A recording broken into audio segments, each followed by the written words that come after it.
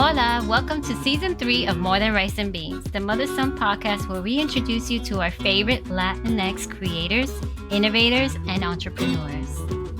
I'm Miguel, a mechanical engineer PhD student at Johns Hopkins University, funded by a NASA fellowship. And I'm his mom, Tania. I'm a chef, educator, and proud New Yorican. This season on More Than Rice and Beans, we've got, well, a lot more for you. More amazing guests, more ridiculous sidebar conversations, and more meaningful discussions on what it's like to navigate this world as a Latinx person. We're so excited you're joining us for this incredible season, along with our all-star lineup of guests. Get ready, because this time it's way more than rice and beans.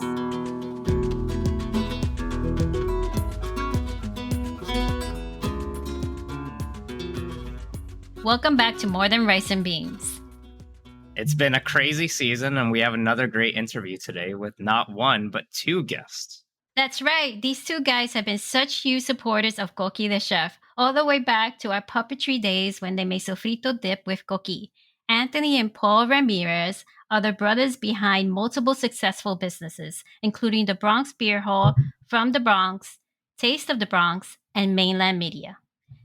And if you haven't guessed by the amount of times that my mom just said Bronx, the Ramirez brothers are proud Bronx natives, and we are so excited to have them here today. So welcome, Paul and Anthony. Hi, thank you for having us. I am Anthony Ramirez. And I'm Paul Ramirez. And we're excited to be here today. We're excited to have you. You both have been around since the early days of Coqui the Chef and have been so supportive of me and my endeavors. How did you end up going into business together? Wow, there's a lot of question for the first one. Loaded. I'll start out and then, we'll just bounce back and forth. Is that cool? Yeah. So we started Mainland Media first in 2006 with a mission to help improve the image of the Bronx. So we're both born and raised in the Bronx, proud Bronxites. And we realized that anytime we would go to events or went away to school or went on vacation and told people where we were from, we usually got a pretty negative response, right? Like, oh my God, how many times have you been mugged? Do you have running water over there, et cetera? How much do you sell drugs for? Right. And Wow. So, things that we realized, stemmed from the 70s and the 80s and, the Bronx is burning and the crack epidemic and, all of that stuff. And so that really had lingered in people's minds. And we realized that, we had to put some work in to help change that narrative. So we were working in the South Bronx at a nonprofit with youth, high school age youth, age 13 to 24, I believe. And another thing is, we were trying to decorate the room with positive Bronx themed merchandise, and nothing existed except for a Bronx Zoo poster, Yankees, Rumble in the Bronx with Jackie Chan, which was filmed in Vancouver, I think, or Toronto, one of those. It wasn't in the Bronx. That's a fact. So we decided to make our own, and that's how all of our companies started back in 2006. And we called it Mainland Media because the Bronx is the only borough on the mainland. Everything else is an island. Which was actually a Jeopardy question yesterday. Yeah, so it's that prevalent. We're the only one that's not an island. That's New Jeopardy, right? Yeah, New Jeopardy. Yeah. So, yes, and when the floods come, we'll have waterfront property, right? Climate change is a thing. People will be swimming for the Bronx, when Brooklyn, Manhattan, Queens, and Staten Island are underwater. So anyway, so that Mainland Media was how we started. Mainland Media gave way to From the Bronx. From the Bronx is our online retail shop where we we create and design positive Bronx-themed merchandise. And we've been doing that again since 2006, and it has been really, really kind of awesome, successful ride. And in order to promote that, since we don't have a physical location, we've done pop-up shops in culturally significant locations throughout the Bronx. One which ended up being in the Little Italy section of the Bronx 10 or 11 years ago. Actually, I think 12 years ago, right? No. What year are we in right now? I don't know, man. You're old. So it was December. It was 11 years ago, December of 2011. And then we, right? Something like that. Doesn't matter. About a decade. Your math. Paul talk about the beer hall because I've been talking for a minute. Well, I think we can go through our whole history, or we could talk about how we ended up working together, or I mean, which way do you want to go? Do you want us to give you the whole spiel first? The big question is, do you guys get along? Yeah, clearly. Here we are 12 years later. I mean, I've known this guy for 41 years. So, you make it work. We get along? I had no idea. And I think, so the beer hall, so we hosted a pop-up shop in December of 2011 inside of the Arthur Avenue retail market, Arthur Avenue and Little Italy being the number 2 tourist destination in the borough. We saw the big value in really just showcasing our brand and, kind of reintroducing Bronxites to Arthur Avenue while also introducing people to Bronx culture as it stood today. People that were willing, at the time we realized if the people were willing to go to Yankee Stadium, to the Bronx Zoo, to Little Italy, then how come they weren't willing to explore more of what the Bronx had to offer? Hip hop, international phenomenon, billion-dollar industry. So we said, hey, we're going to be Arthur Avenue a month long, high tourist season, but also high traffic because of the holidays. And through that time, we not only featured our own merchandise, but we featured merchandise of other up-and-coming Bronx companies, from various photographers like Joe Conzo and Ricky Flores to the Jonas Bronx Beer Company, which is now defunct, but was really one of the first, right? The first beer companies since Prohibition to exist within our borough. We really wanted to just kind of highlight the new things that were coming out of the Bronx. And that's it. Long story short, we were drinking the beer one day and we were at our own pop-up shop 10 or 11 years ago, depending on whose memory is correct. Right. And we said, hey, it would be a great idea. We should really open a beer hall, right? And then when we sobered up the next day, we said, hey, you know what? That's actually still a good idea, because not all the drinking ideas are good ones, right? Yeah, and a lot of drunk people want to open up a bar. So. Right. Let me tell you something. It's a lot of work, people. Yeah. You don't know how many of our uncles who are like, oh yeah, we gave you that idea. It's like, no. You thought it a good idea to open a bar when you were drunk one day. That doesn't mean that you gave us any idea. Yeah, I have an uncle who says he invented the VCR too, but that's a whole nother story. I wish I could watch your show when I want to. And I was like, that does not count as an invention. But anyway, so we at the end of that market, they asked us, what would you do if you could stay here? We said, hey, we'd open a beer hall. Beer halls are inherently communal spaces. They're meant to get people together and to engage and to have, and to learn more about your community. And here we are 9 years later with a beer hall. 9 years. That number's correct, because I know we opened in 2013 for sure. 9.5 years to be exact. 9.5 years. Taste of the Bronx. As Bronx entrepreneurs, we know how hard it is to run your business, but also to reach your audience and get the word out about what you're doing and connect with people. And that's why we started Taste of the Bronx. We partnered with Sustainable Snacks, which is a local Bronx business, to host monthly pop-up shops and quarterly subscription box that really celebrates and features Bronx-based businesses. The end.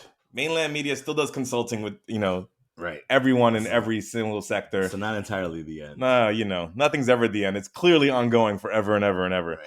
And feel free to edit that down, because that was a lot. Okay. So but do we enjoy working together?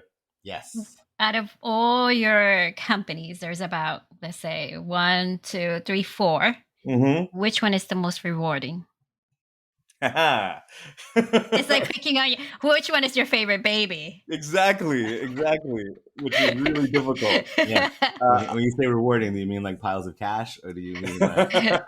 Well, that depends, right? What's most rewarding to us? Exactly. What brings you wealth, health, and happiness? Well, wow. I'll let Paul go. What's most rewarding for you, Paul? I mean, I think I definitely think that, like, you realize how much goes into running a business, especially in a day-to-day. And when you have a brick and mortar location, you realize like how much of your time is spent within that space, or how much of that space can actually consume you.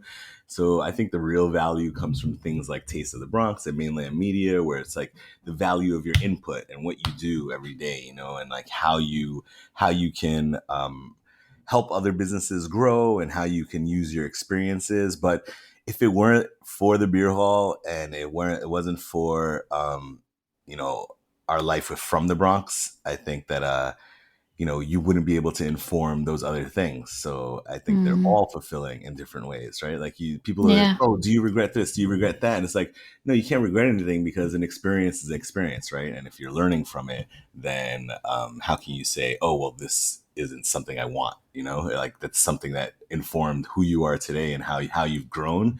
So I think they're all rewarding, and I think that's a great question, a great answer, and a total cop-out. It's like when I ask my mom, who's your favorite? It's the politician's like, I love answer. different things about all of you, right? I don't think it's a cop-out because, the high visibility of the Bronx Beer Hall being within that space allows us to meet all kinds of people. It allows us to kind of be exposed to all kinds of things. And then it informs everything else that we do. Right. And if we weren't there in the thick of it, in the middle of the Bronx, meeting all kinds of different Bronxites, then we wouldn't be able to say how to, market to a Bronxite, how to, what's a rising trend amongst Bronxites and like what's going to be a cool garment or T-shirt or product to come out from the Bronx, and what's a new business, right? Because it would Taste of the Bronx and with the high visibility of the Bronx Beer Hall, that's how we met up and coming Bronx businesses. That's how more people would come to us and say, hey, can you, and start really putting questions to us. And so it sounds like you're saying the Bronx Beer Hall. Is it? Right? Yeah. I don't know. Anyone else think so? What do you think he's saying? Yeah. He's saying it without saying it. It opened the doors for you. The Bronx Beer Hall really opened the doors for you, picked on your brains, and made you who you are now. Yeah. Okay. He's saying it without saying it. See that? Sure. Just like how my mom says I'm the favorite without saying it. But I love them all. All right, I have a different answer for that question. Okay. All right. The question was, which is your favorite, right? Or what's the most rewarding? Yes. So I will. I'm not going to say I have a favorite because it's I don't want to go through the whole cop out thing. He's gonna do the same thing. But what I find the most rewarding is the connections and the people we meet through all the businesses that we do, and that's all of them, right? We meet different people in different ways. We meet people.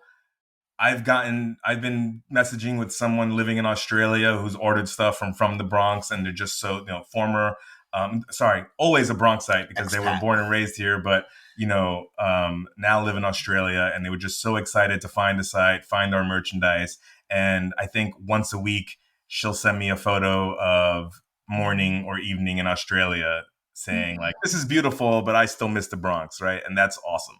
Mm-hmm.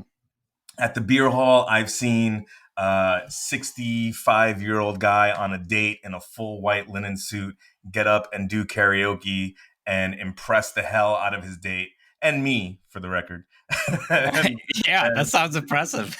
And like you see that, like the crowd went wild for him. The date, she had like a heart shooting out of her eyes, and that was awesome, right? And you can't whatever news story, whatever, press and all that doesn't ever equate to like that personal connection and the way you connect with your fellow, with your people in your community. And so I thought that, that's an example of that, right? Taste of the Bronx. I've seen customers engage with new businesses and become lifelong fans and just thank us for either introducing them to the new business and then business owners thanking us for, giving them the platform to meet new people. And then mainland media, we are very picky about who we work with. We don't just work with anyone. Like if you come in here and say, hey, I want to market 100% high fructose corn syrup sodas to 12-year-olds, hey, we're not going to work with you, right? But if someone comes and they really have something that we think is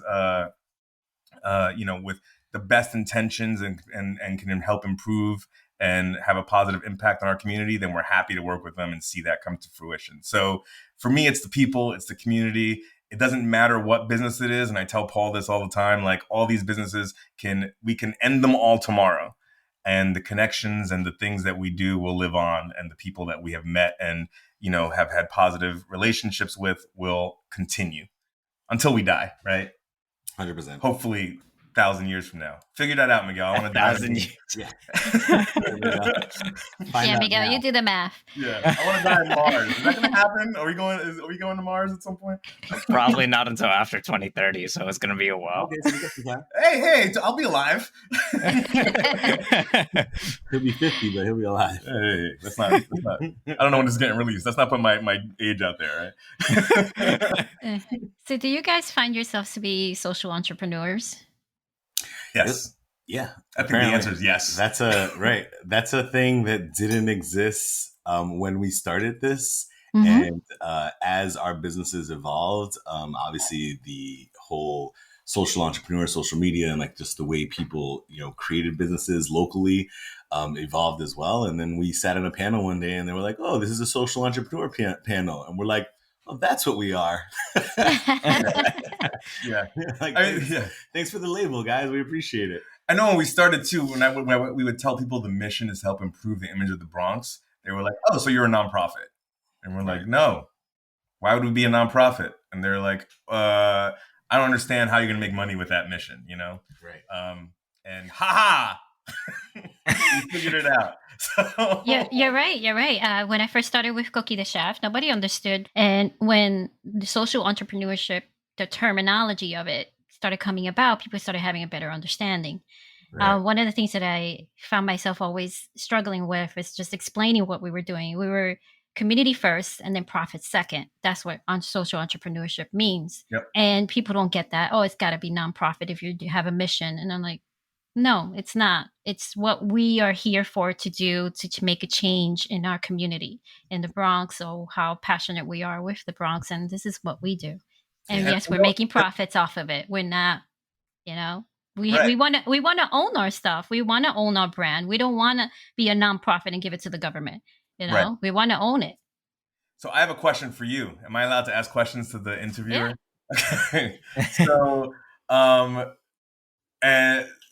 so I guess the question is, now that, so I'll say we both were around before social entrepreneurship was like the buzzword and the thing, it was like you said, community first, profit second, right? Mm-hmm. And now you see, especially with like all these social justice movements, and the rise of social media and people being more and more active, sort of like armchair social media, social justice warriors, right? You see a lot of performative stuff, right? You see like Nike. Well, I'm using Nike as an example. I don't know if they do this, but it's the first. I'm staring at a pair of sneakers, so Nike, and other like big brands, like let's say Apple and things like that, who are promoting social equality and all of those things through like, black squares for Black Lives Matter, or rainbows for Pride, but they've always been profit first, community second, right? Yeah. Do you feel that, and I guess the question is that performative? Do you feel as a social entrepreneur, because, when people have the money, when you're a corporation, $1 billion corporation, their reach far exceeds the reach of small grassroots businesses like ours. Right. How does that make you feel? As someone who was a social entrepreneur a decade ago, right? More than a decade ago, because we haven't figured out our timelines, right? And to see what corporations are doing now, does it make you feel some kind of way? That's my question to you. Yeah, it makes me angry. It makes me angry because I'm like, I did this with a good intention. Now you're coming into my space and taking over. What your intention is a little too late. Mm-hmm. Or maybe it's not too late, but I feel like it's too late because you're stepping over us now. So right. I do get angry. It gets me angry. Like it's kind of bandwagon, right? Like you're like, it might be too late, but like now you're like, oh, well, we're inclusive of everybody, and like that's where it's like, well, you're really just kind of jumping on a trend, or you're maybe you're starting a trend. Maybe you're the one like, oh, let's add a rainbow here because we want to represent this. And you can definitely tell it's performative based off of when they do try to do something, and then like there's usually like at least some backlash about something that they're doing, and then they immediately switch it. So it's like they don't have a mission. They don't have an opinion. They're just trying to follow what everyone tells them to do. So that's how you could definitely tell that it's performative. Absolutely. So you're angry too. I like to hear that. Yeah. Absolutely, Yeah. you're absolutely right. It's not authentic, right? I think that's No. yeah. Yeah, exactly. It's not authentic. Like I know I changed my business around a little bit from Cookie the Chef from the time that we had mascots and puppeteers to now that we're giving cooking classes. But our cooking classes are about cultural appreciation because there's so much cultural appropriation. Mhm. And we want the people to know, hey, you know, Puerto Ricans are this way and we love all this wonderful stuff. Come and share it with us and come and learn. So one really cool thing about Bronx Beer Hall is that every time you walk in, you're going to end up seeing a lot of different things. So how do you decide on what products to feature? And you talked a bit about this, but like, do you have any kind of process to decide on what products to feature, how to look for different products? And then do you ever have a shortage on local brews to choose from? When we first started, there were only about 42 New York State breweries. And we came out with the mission that we were going to really feature local because we wanted to make the Bronx Beer Hall a destination location. We wanted it to be a space on Arthur Avenue, a space in the Bronx itself where you can get things that you probably normally wouldn't get anywhere else. And you get it all in one location. And when we say local, we mean New York State. Right. We mean New York, within New York. So not only, obviously our Bronx merchandise and maybe, the merchandise of others, but the beers from within New York State. And only 42 breweries, how many years ago? Nine and a half years ago, right? And now there are 490 plus breweries in New York State. So we started out really at the beginning of the wave, and you realize you make strong relationships, and you kind of rotate through different brands, and you bring in their seasonal items. You find some of their year round stuff that you fall in love with, and your clientele falls in love with. But that market just kept expanding. So while at first, I want to just jump in and say that again, because we always said community first, profit second. It's more expensive to do that, right? Like we started, and Budweiser and Sam Adams, all these places were like pennies on the dollar to buy that beer, and the profit margins are huge. And we kind of did it a little backwards, where everyone was like, "Hey, you know how much money you could make selling Budweiser? How much money you can make selling Coors Light?" And that wasn't the mission. The mission was to celebrate local and celebrate community. So. To go back to what we were saying earlier, like the idea is always community first, profit second. And we were willing to take that hit and say, hey, we're going to spend more because we know that the only reason the other stuff is cheaper is because it's coming from a huge corporation that can afford to, take that hit and really, expand their user base. So I didn't mean to cut you off, but good. But you did.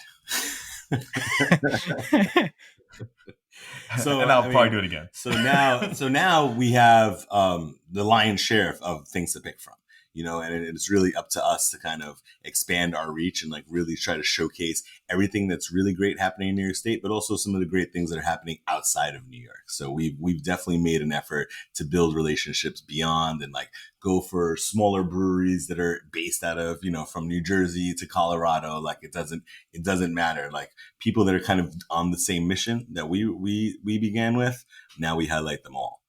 So, and in terms of a process, we find those feel good stories. We find those spaces where we know that we respect their mission, and that's what we showcase. And we make sure it's an authentic and legit mission, and not something that's performative, like you were saying earlier. Yeah.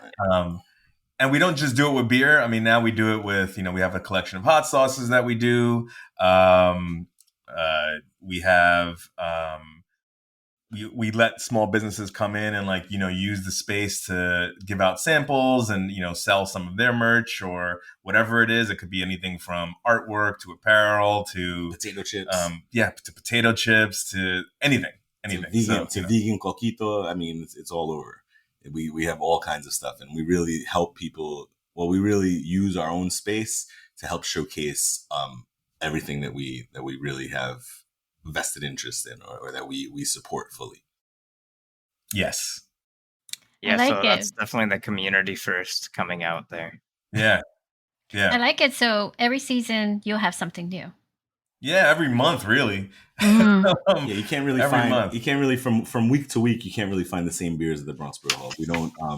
We try not to over order on things as much as we try to make things, very limited so that it gives us the ability to cycle through new things all of the time.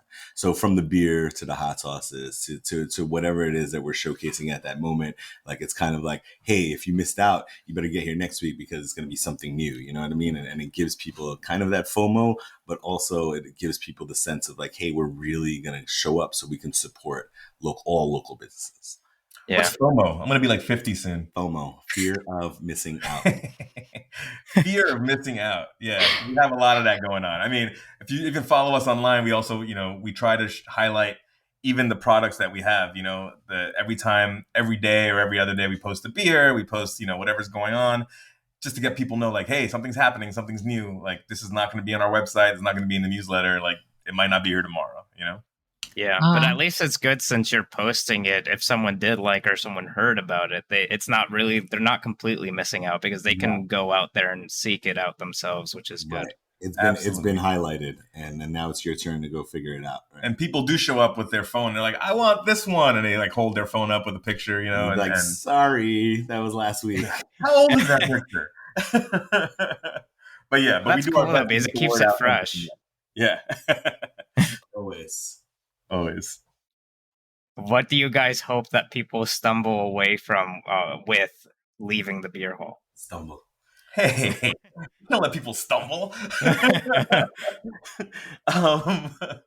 For me, it's I like people to leave there not just with a buzz, but with a buzz about the environment and the friends that they made. So I always think that, and I tell people this all the time, my favorite day to visit is like a Saturday. If you're at the beer hall Saturday when we open and you stay there until closing, you will meet someone from all over the Bronx, all over New York City, and all over the United States and all over the world because it's heavily trafficked. We're in the middle of a market that is the number 2 tourist destination in the Bronx, and people are there to talk and make friends, and even, obviously we had a little break there during COVID where we were, we had to keep everyone 6 feet apart and, make sure there was social distancing. But even during social distancing, you'd see people 6 feet apart making new friends and trying to learn about the person next to them, right? And that's that camaraderie and that feeling of community. That's what I want people to leave with, and that positive experience in the Bronx. Yeah, that greater appreciation for the Bronx and the history of the borough as well. Like you're standing in an 80-plus-year-old retail market, and we really wanted to highlight the experience of just hanging within that space, hanging out and being able to say like, oh, wow, like, you're watching people. Some businesses have been there for over 60 years, and we're one of the newer guys. We're coming up on 10 years soon. But we really felt the need to highlight the novelty of the space and knowing that you're in the heart of the Bronx, in the heart of a functioning like market. Like it really changes like how you think about the borough while you're there. And as we said earlier, community first, but I also want them to leave with a slightly lighter wallet. That's true. Back. I don't want anyone back to hurt when they're leaving. So. Okay, enough about beer. Vamos a hablar de comida. Woohoo. All right. You all make it a point to highlight local and diverse cuisine. Can you tell me about the role food has played in your life? And what food do you remember from your childhood? Ooh. Food is a necessity. We all know that, right? Unlike beer, you don't need. I don't agree with that. Yeah. Take that back. Scale that back. You need food to survive. Wait a second. Are you saying that you don't like food is for you is to survive? Food is not something you love? Yeah, I'm saying that you need food to survive. So in needing food to survive, you start identifying the things that you love. So you eat to live? I live to eat, but both, right? You know when you're getting hangry and you need something in your stomach, and then you know when you want to sit down and really appreciate something. And, you know, we're fast moving and we're always doing new things, always doing something different. So we don't always have the time to sit down and really appreciate what we're eating as much as we know, oh, we need fuel and we need fuel right now, right? Mm-hmm. So, I mean, that's life. This is how it is. So do I eat to live? Yes. And do I live to eat? Sure. So what was your favorite meal when you were a kid? My favorite meal as a kid? I mean, there's so many things that I think about. You know, we're raised in the Bronx, but we're Puerto Rican. What's your favorite meal? Favorite? You know, it's hard to nail them down in these things, right? Yeah. When I think about being young, I think my grandmother used to make this carne molida that was like just the bomb. You know, I like Picadillo?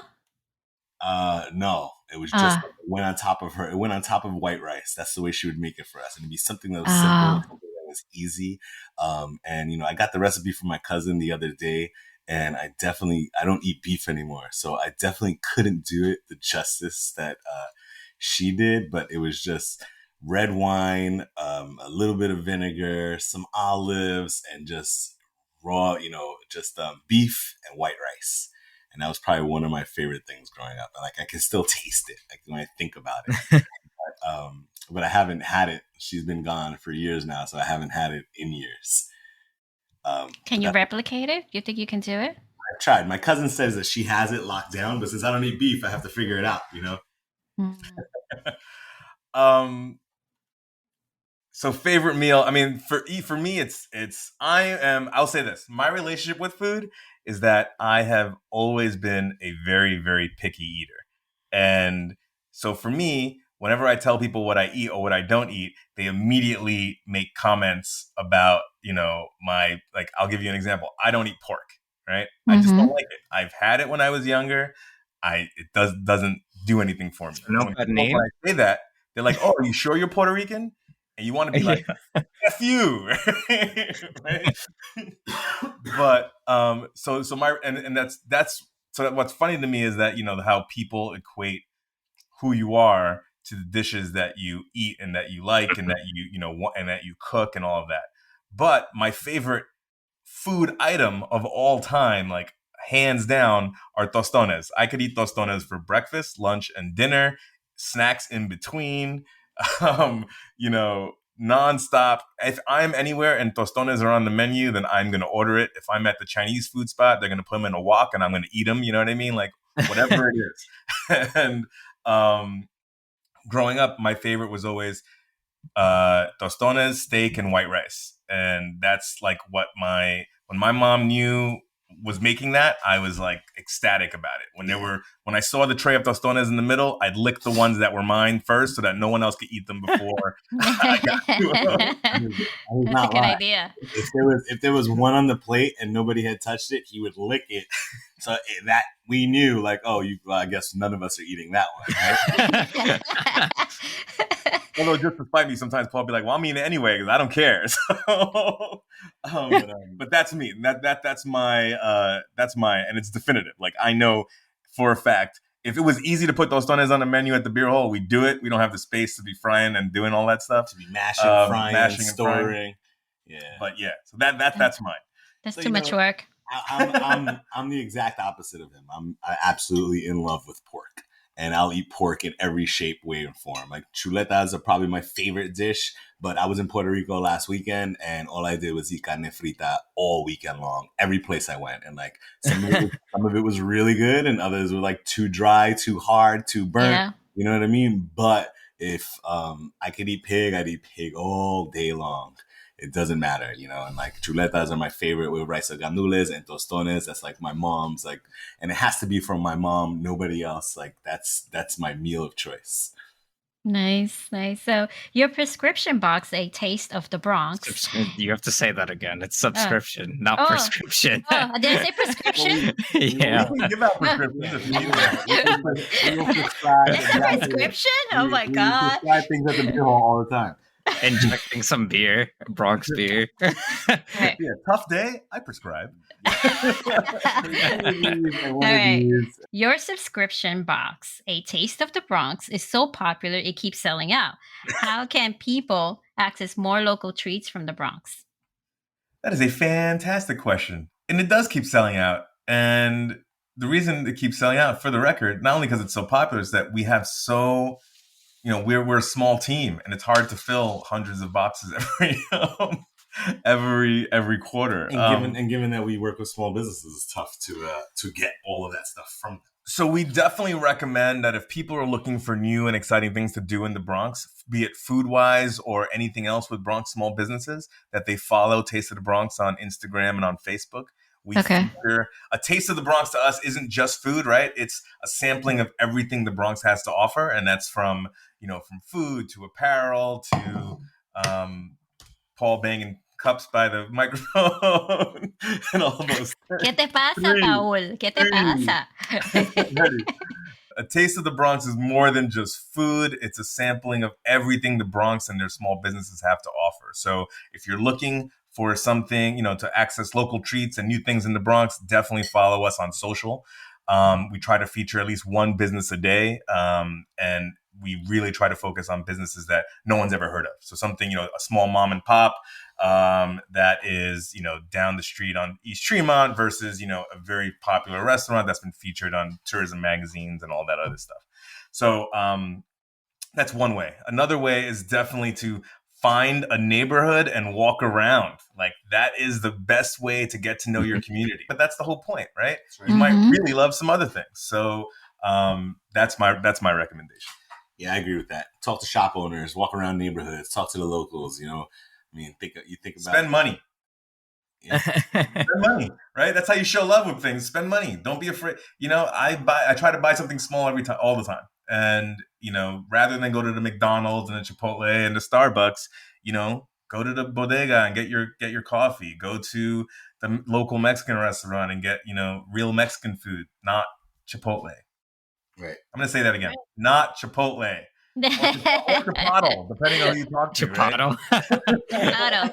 Hey, I'm going to Chipotle. All right, let's not tell Chipotle. They can sponsor us. Podcast is sponsored by Chipotle. Yeah. So I've seen my mom build her business from the ground up, so I know how extremely difficult it is to build a multifaceted company. So I wanted to ask, since you guys have multiple businesses, how is it juggling all of them? And how was it like when you thought of a new brand? Were you scared? Were you like, I have too much on my plate? I don't know if this is going to go anywhere. Yeah. Have you ever juggled anything? I juggle a lot of projects as a student. But even just juggling, the idea of it, right? It's difficult. Like picking up some eggs and throwing them around. It's difficult. It requires a lot of focus. And usually people make it look super easy, right? But then you try to pick up, whether they're eggs or whether they're anything, and you start trying, you're like, oh man, this is going to take a lot of practice, and it's going to take a lot of purpose, a lot of intent. So is it easy? No, it's not easy. Yeah, agreed. It's definitely not easy. It's not impossible. I wake up every day and say, I have too much to do. My to-do list, I scratch off 3 things and add 5. And there are times where you kind of just want to say, I don't want to do anything anymore, and I want to lay down for a week, right? Yep. And there are times that you get to do that, but not really because you're running 4 or 5 businesses, right?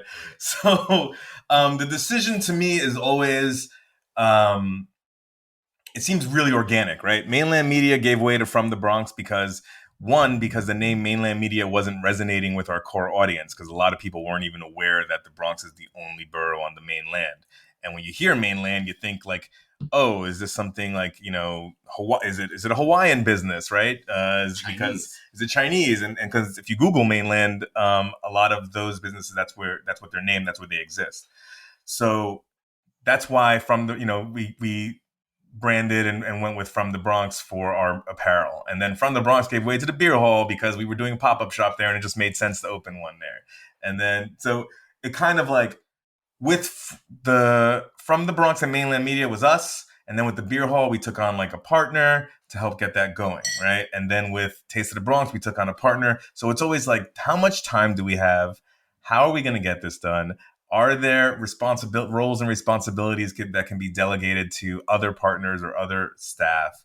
And then really always goes, like you said, community before profit. What's the mission here? Is this going to have a positive impact on our community? And if the answer is yes, and it usually is, and then we'll say yes, and then I'll go, damn it. I guess we're starting another company. Right? Yeah, but I guess delegation is probably a pretty key aspect to it, because otherwise it would be too difficult for just one or even two people to do it. 100%. And the issue is always twofold, right? Like when, as business owners, for some reason, and Tanya, you can tell me if this happens to you or not, people assume that you own a business and so you're like wealthy, right? They're like, oh, can you come and donate $3,000 to this thing? You're like, whoa, hey, we got rents to pay and like employees to pay, but people just assume because you started a business and somehow figured out how to fill out the LLC paperwork that suddenly you're like rolling around in money and swimming in coins like Scrooge McDuck. And that's not the case, right? More often than not, people running businesses are running at a deficit, or, they're just kind of paying bills and floating until they get to that profitable stage. And so that's another scary thing, right? You think about, how am I going to pay my bills? How am I going to provide for my family? How am I going to provide for myself? And also my staff and employees, we want to make sure that they're being treated fairly and getting paid a livable, wage, and that they are as invested in this company as we are, because without them, we're nothing. Because then like you said, Miguel, we're back to two people, rubbing two nickels together, trying to make $1,000, right? So yeah, that question is always something that comes to mind. And like, we always think about what's the next step. Is something, which businesses have become self-sustainable, which businesses require more hands-on day-to-day work, and which businesses may not, be businesses anymore, because that's a possibility. And there's always this fear of like failing, right? No matter what you do. Yeah. And I never see it as failure. It's always growth. Right. If you stop doing something that's not working for you and you end up doing something that does work for you, then you're growing. And yeah, because probably you learned something from that thing that didn't work out that led to the thing that is now working out. Right. Absolutely. And I think that's always in the back of our minds, but always, okay, that didn't work the way we wanted to, so now we're going to try this. And, and if something doesn't work at all, like, I'll be honest, after, a few years at the beer hall, if it hadn't worked out, we would have closed the beer hall and we would have survived and lived on to talk about it and, blah, blah, blah. But it didn't, and it took off, and it's been going to be a decade in February. But,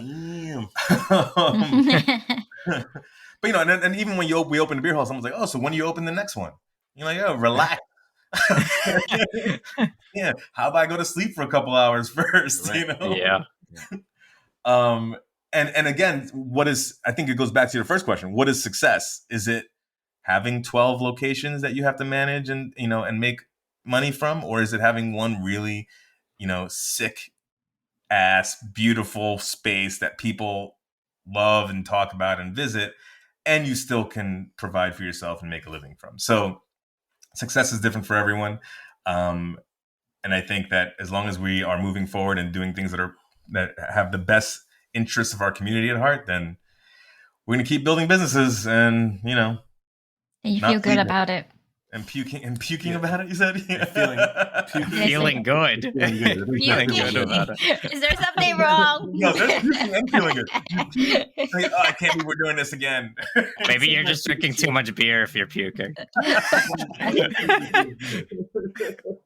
You're right. So as Latino entrepreneurs, have there been any unique challenges or obstacles being Latino, or have you found that has helped you in any way?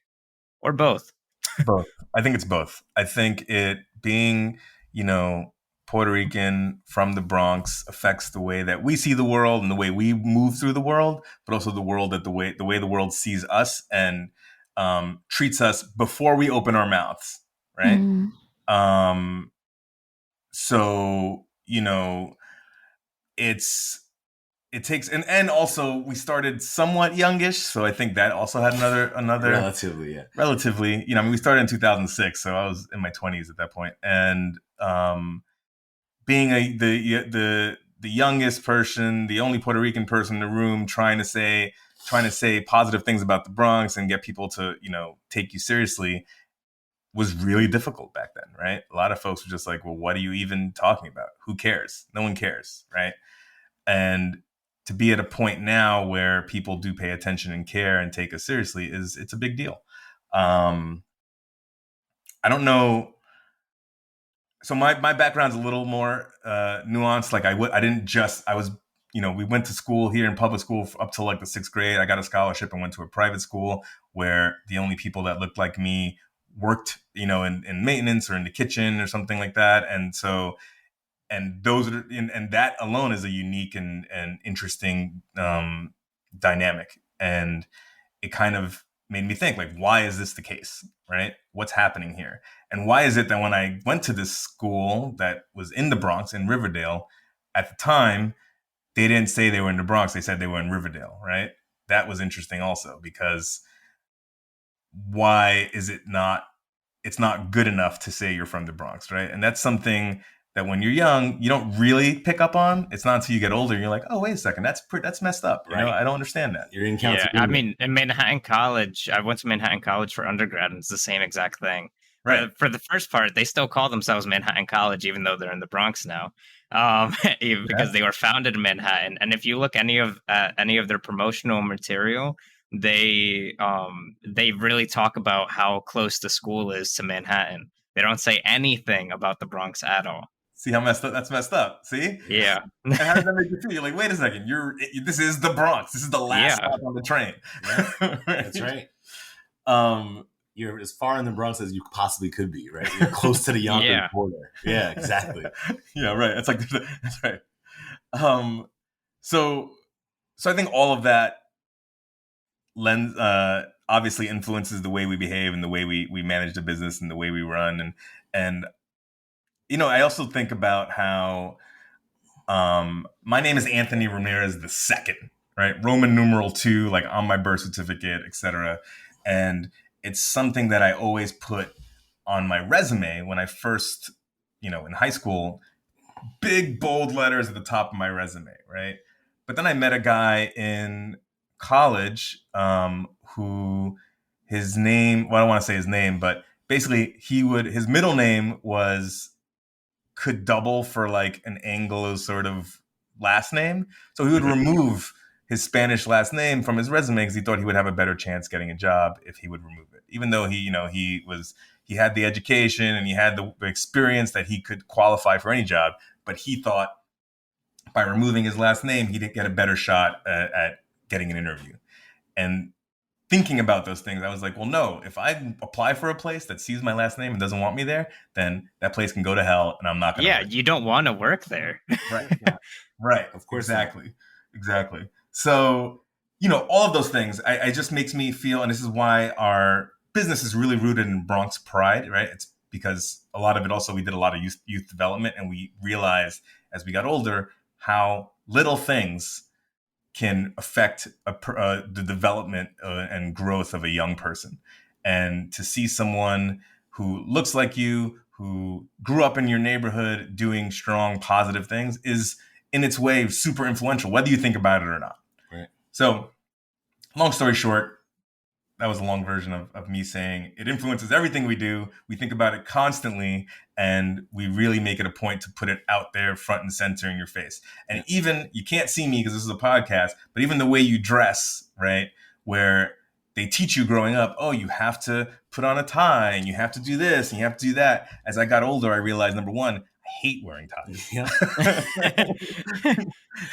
And number two, I'm not going to be sloppy and messy, but I'm going to dress in a way that feels very true to me and true to who I am and true to my community. And if that means that, you know, I'm not wearing a blazer, but I'm wearing a button down with a hat, or I'm wearing a polo with baggier jeans, or like a guayabera or something. Dude, Yeah. that's pretty professional. Yeah, exactly. Although now it's like now it's becoming political, but that's a whole other story. Yeah. Now people are really representing their roots politically based on what they wear. But and I think right, but it's like you said, whatever it is that's true to you, you're going to learn eventually that that's what you should be doing, and that's the way to go. Don't cover and hide who you are just because you think it'll help you succeed in some way, because it won't, and you won't feel good about it. Yeah. I mean, I went to a high school, Bronx Leadership Academy, and you were probably one of the only high schools at the time, which is a public school, not a charter school, and we were forced to wear a uniform, and that uniform required white shirts, tie. In a public school? In a public school on 174th Street in Webster, right? And you were required to wear a full uniform. And in that requirement, there was like, it didn't say anything about how baggy your pants were, the kind of the length of them. So I used to wear skater jeans that were like 32 inches wide, right? With a white with a white shirt and a tie, and like that was the only way that I could differentiate myself. But the fact that like they were like, this is what professionalism is, and they wanted to instill that to us from very young, and being from a public school setting without really realizing you're the only school in the Bronx right now that's public, that's wearing uniforms. Yeah. Made us think like that's what separated us from the masses, but it wasn't, right? It's what you did with what you learned and where you thought you were going, and the idea of this small community that would then grow beyond just that space. It wasn't about me wearing a tie. It wasn't about me wearing the uniform every day. It wasn't about the shoes. It was about who I was inside, and like that's what keeps us going. Really knowing and identifying and holding on to how we were raised and what our beliefs are. Like that's what's gonna keep us moving. Did that answer that question? Yes. Yeah. Okay. I thought it did. I was just making sure, because it feels like we were gonna cry for a second there, right? Did you feel like you were gonna cry? I had it in me. I had it in me. No, it's very deep if you really think about it. Yeah, all these being Latinx, looking like an Latinx. Everybody tells me I don't look Puerto Rican. People ask me, "Are you from Argentina, Mexican, Ecuador?" And I'm like, "Puerto Rican." They're like, "You don't look Puerto Rican. You don't sound Puerto Rican. This and that." What does that mean? And what does that mean, right? Yeah. I mean, just look at us. Like, we all look extremely different from each other. Like, you go to the island. I was just there, like I said, and there's people of all shades and all sizes and all. And everybody there is Puerto Rican. That's what matters, right? And like, it's just you can't ever be pigeonholed into being one thing based on appearance, and that's really what. But it still happens all the time. And like you said, I think that's another reason that we kind of go out of our way to embrace who we are as much as just embrace who we are, period. Because no matter what whatever you think you're doing, however you think you are, someone's going to look at you and think something else, and they're going to say something ignorant that you're going to have to educate them. Yeah. That's why we're here. Yeah. So, we've talked about the Bronx a lot, and so I think it's very clear to the audience that the Bronx holds a special place in a lot of people's hearts, and that the Bronx is special. But what do you guys think that actually makes the Bronx so special? Wow, that's a great question. And I think my first answer is just the people. It's the people that I love in the Bronx, and I from borough to borough to borough, everyone has a different flavor and a different vibe. And the Bronx itself is made up of so many, such a diverse population. And there's so many like unique neighborhoods. You can get different food in different neighborhoods. You get a different feeling when you walk to different neighborhoods. But there is an overall Bronx vibe that actually was the name of our clothing line way back when. But there is a Bronx vibe that you get that you don't get anywhere else. So yes, that is my answer. Do you think that with the Bronx being so special, do you think there is still a way that people could bring the spirit of the Bronx into their own communities if they maybe left the Bronx and went somewhere else? Absolutely. I mean, I think it's interesting to see. So we ship product internationally at this point, and we know that there are pockets of Bronxites, all throughout the world that are, have found one another and celebrate, their upbringing and their childhood and kind of reminisce about it wherever they are. And but I think a big component to the work we do and to kind of getting that community vibe is that openness and that inclusiveness, that we're here to celebrate everyone's individuality and to celebrate whatever it is that they're doing, whatever it is they are putting out into the world. And I think as more and more, the world is becoming more and more connected. Yeah. Through social, through whatever, right? People are just aware of what's going on. And to do that, it's not unique. I think this part is not unique to the Bronx. The idea that everyone has something to bring to the table, no matter who you are, no matter where you are, no matter where you're from. And I see that people are becoming more and more open-minded and more accepting and more and are just celebrating that diversity. So I like to see that happen forever and ever and ever. And I like to see more and more people, kind of change the way they think and the way they treat others.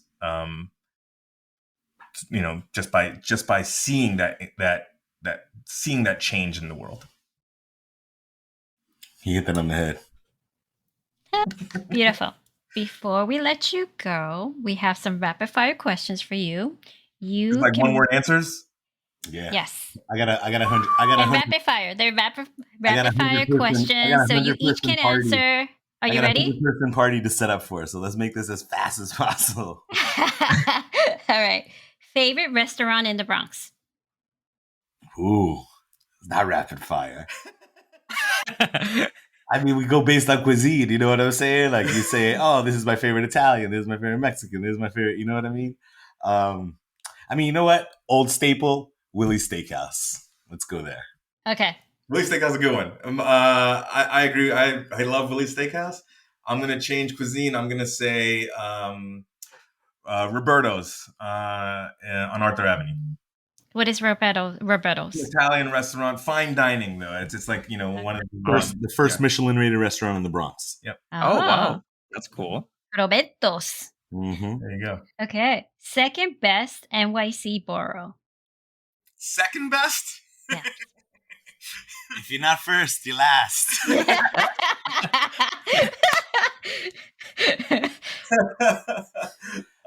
Manhattan.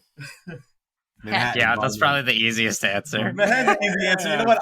I'm going to change it up. I'm going to say Queens. From Wash Heights to the Lower East Side, Manhattan is it, man. Yeah. Okay. So Paul is Manhattan and Anthony is Queens. I'm going to say Queens because Queens is also really diverse and it has a lot of interesting pockets of cuisine. Super difficult to navigate. Oh, it's incredibly difficult to navigate. They'll have roads and streets and names with all the same name, but you know what? That's part of the charm. You'll get lost and still see a restaurant that will have good food. There you go. Exactly. Thank you, Miguel. I agree. Okay. Favorite part of being business partners with your brother? Sometimes it's seamless decisions. We're thinking the same thing and we know how the other will think. So, so usually people be like, oh, I have to defer to my partner. And it's just like, nope, you know what? I know the answer for this already. Let's keep it moving. Oh. Yeah. That's what I was going to say. What a coincidence. Wow. That's pretty cool. That's my answer. Okay. The most annoying habit of your brother? Oof. It's a rapid fire question. I pay a therapist $180 an hour to talk about this stuff.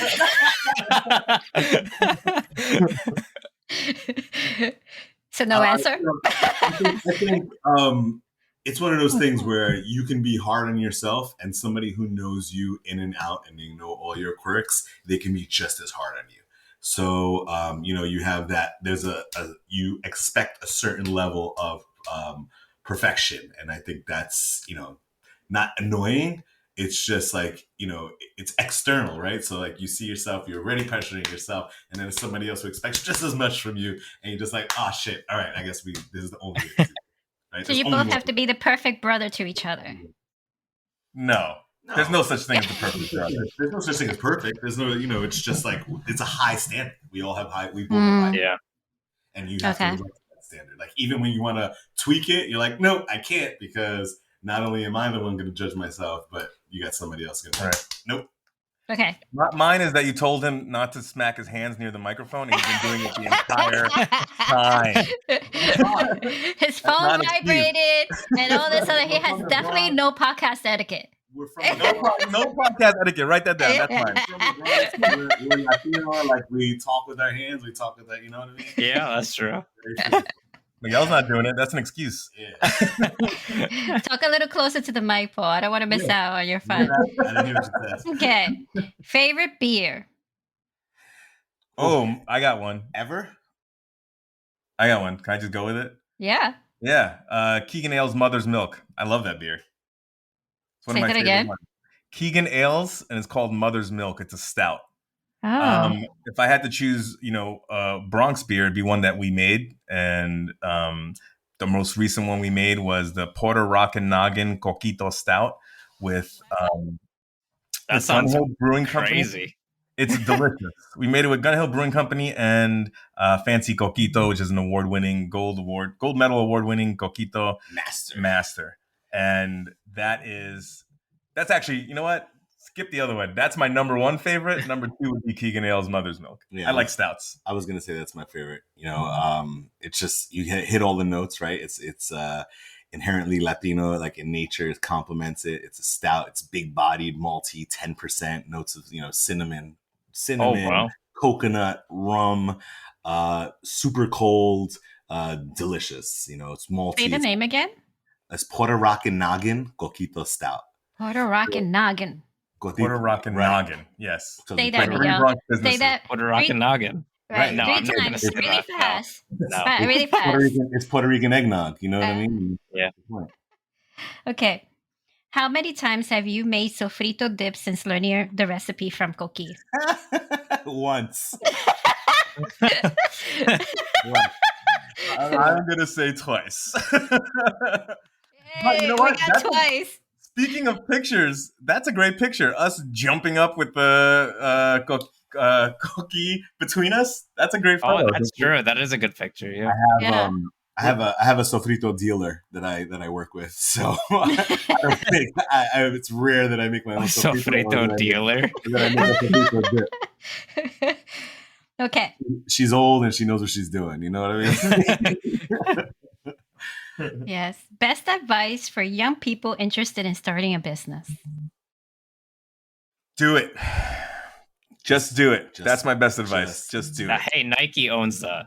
You can't say Oh my gosh. This guy's over here appropriating Nike. Okay. Use your own words. All right. Go for it. Get rid of the word just. Do it. Go for it. No matter how scared, how scary it may seem, or no matter how risky it may seem, the benefits are gonna far exceed that. So just go for it and pay your taxes, because let me tell you something.